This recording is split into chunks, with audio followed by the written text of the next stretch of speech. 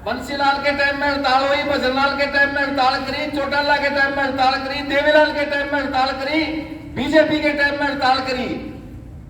फिर ये सड़क कर्मचारी तो किसी का नहीं हुआ भाई।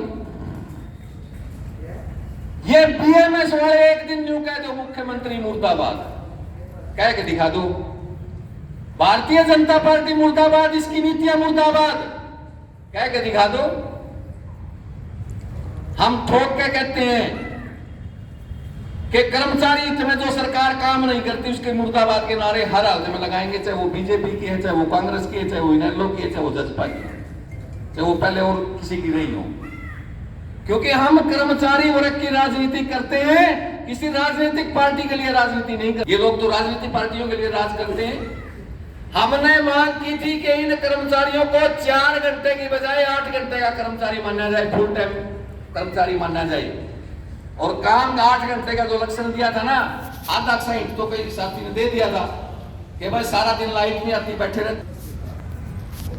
आपकी सप्लाई भले ही 3 घंटे चलती हो, पर लाइट के इंतजार में तो कम से कम आप 12 घंटे बैठते हो ना। अब वो 12 घंटे की ड्यूटी ट्रीट की जाए कि 3 घंटे की ड्यूटी ट्रीट की जाए। हमने कहा कि उस गांव में उसकी पाइपलाइन भी चेक करनी होती है, कहीं लीकेज होगी, लीकेज कहीं फीटर के साथ भी जाना पड़ेगा, कहीं लीकेज होगी। अब तो बिल बांटने का काम भी आएगा। हमने कहा कि इन कर्मचारियों से बिल भी बंटवाइए, पानी की सुपरविजन भी करवाइए कि कहीं गलत पानी तो नहीं चल रहा। 8 घंटे की ड्यूटी वाटर सप्लाई से संबंधित करके 8 घंटे का कर्मचारी माना जाए। या बीएमएस बढ़ के करवा ली सत्यानाश, क्या करवा दिया? मुख्यमंत्री से बात हमारी हुई करनाल में, रेस्ट हाउस में इनको 8 घंटे का कर्मचारी मानेंगे हम। हमने लॉजिक के समेत प्रमाण के साथ जो 8 घंटे आपके पूरे करवाई, परंतु बीएमएस ने तो जाकर वहां कर दिया ठीक है जी आप, क्योंकि 8 घंटे की ड्यूटी तो आपकी करनी थी।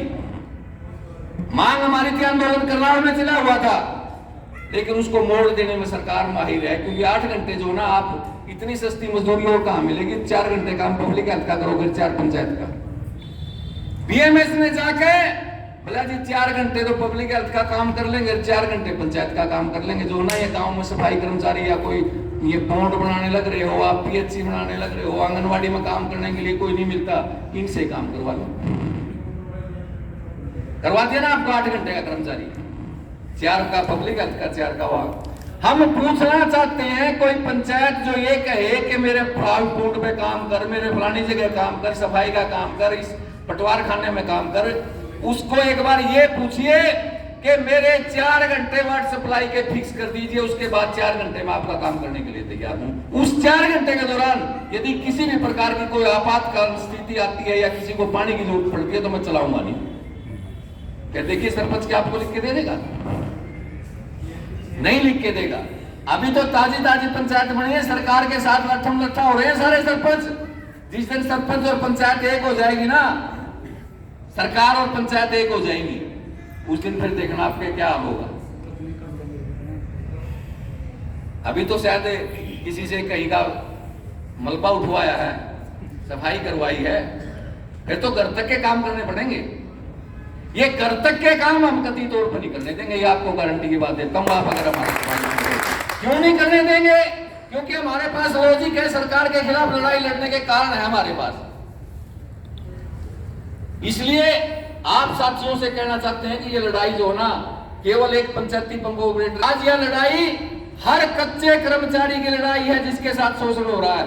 हमारे बीच में टर्म अपॉइंटी कर्मचारी पब्लिक हेल्थ में बहुत हैं, ऐसे जॉब वर्ग के कर्मचारी पब्लिक हेल्थ में थे जिनका नाम निशान नहीं था, इरिगेशन में थे, पीएनआर में थे, जिनका विभाग के रोल पे नाम नहीं था। आंदोलन के बाद कुछ हमने हालांकि कौशल रोजगार का विरोध किया, परंतु पब्लिक हेल्थ, इरिगेशन, पीएनआर में इस बात के लिए उन कर्मचारियों को आंशिक राहत मिल गई कि रोजगार कौशल में आने के बाद उनके नाम कम से कम उसमें चढ़ गए, ये आइडेंटिफाई हो गए कि वो कितने। अब मैं आपको बताऊं आपके कच्चों की संख्या कितनी होगी, हैरान रह जाओगे आप। ये जो पक्के बैठे हैं, थोड़े से बैठे हैं, इस कुएं में एक त्रिभुज सी बना के पक्के बैठे हैं, बाकी सारे लगभग कच्चे हैं। पूरे हरियाणा में 50,000 कर्मचारी रोजगार कौशल पे कच्चे चढ़ चुके हैं। 50,000 तो कच्चे हो गए। रोजगार कौशल पे 50,000 और 1800 हो गए, सॉरी 5,000, 1800 हो गए हमारे क्रम अपॉइंटी। कितने हो गए? 6800। और भाई 6,000 हो गए पंचायती ऑपरेटर। कितने हो गए तुम कच्चे? एक विभाग की बात कर रहा हूं मैं। 12,800 12,800 हो गए ना, लगभग 13,000। पक्के कितने रह रहे हैं? 7,000। और 7,000 भी तेरा दर्द लग रहे हैं। जिस टाइम ये पक्के लोग सारे चले जाएंगे और आप कच्चे रह जाओगे, ये विभाग बच जाएगा क्या? हमारी मांग है, उन लोगों की मांग थी, साथी पवन ने बताया कि पंचायतों को स्कीम दी जाए। हमारी मांग है विभाग के पास स्कीम आई। आज आपकी मांग है कि हमारे विभाग में स्कीम आई। कच्चा कर्मचारी पक्का हो हर प्रकार का। इसके लिए एक विभाग के कच्चे कर्मचारी पक्के हो जाए, बात बनेगी क्या? जब पक्के होंगे, सर्व कर्मचारी संघ का इतिहास है, लंबी बात नहीं कहूंगा, 1.5-2 घंटा लग जाएगा बात करने में। 1986 में सर्व कर्मचारी संघ बना। हम जितने यहां बैठे ना, मैं भी, हम भी कच्चे ही लगे थे इस विभाग में। और भाई पक्के हुए। पहली रेगुलराइजेशन 87 में आई, 87 से लोग रेगुलर हुए, जिसको 5 साल हुए। दूसरी रेगुलराइजेशन आंदोलन के बाद 1493 को आई, सारे लोग रेगुलर हुए। उसके बाद आंदोलन हुआ, 1296 को रेगुलराइजेशन आई, 1/10/2003 को रेगुलराइजेशन आई, 2011 में पॉलिसी बनी, 2014 में आई। इस आंदोलन के बाद ही तो ये सारे के सारे पक्के। पीडब्ल्यूडी में एक टाइम